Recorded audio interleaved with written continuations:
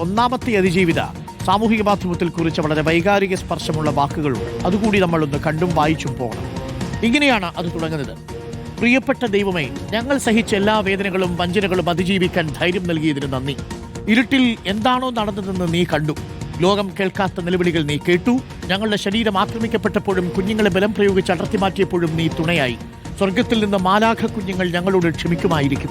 തെറ്റായ ഒരാളെ അവരുടെ അച്ഛനായി തിരഞ്ഞെടുത്തതിന്, വിശ്വസിച്ചതിന് അവരുടെ ആത്മാവിന് ശാന്തി ലഭിക്കട്ടെ. ആക്രമണങ്ങളിൽ നിന്നും ഭയത്തിൽ നിന്നും അവർ മുക്തരാകട്ടെ. ഞങ്ങളുടെ കുഞ്ഞുമക്കളെ ഞങ്ങളുടെ കണ്ണുനീർ സ്വർഗത്തിൽ എത്തുകയാണെങ്കിൽ നിങ്ങളുടെ അമ്മ നിങ്ങളെ ഒരിക്കലും മറക്കില്ലെന്ന് ആ കണ്ണുനീർ പറയും.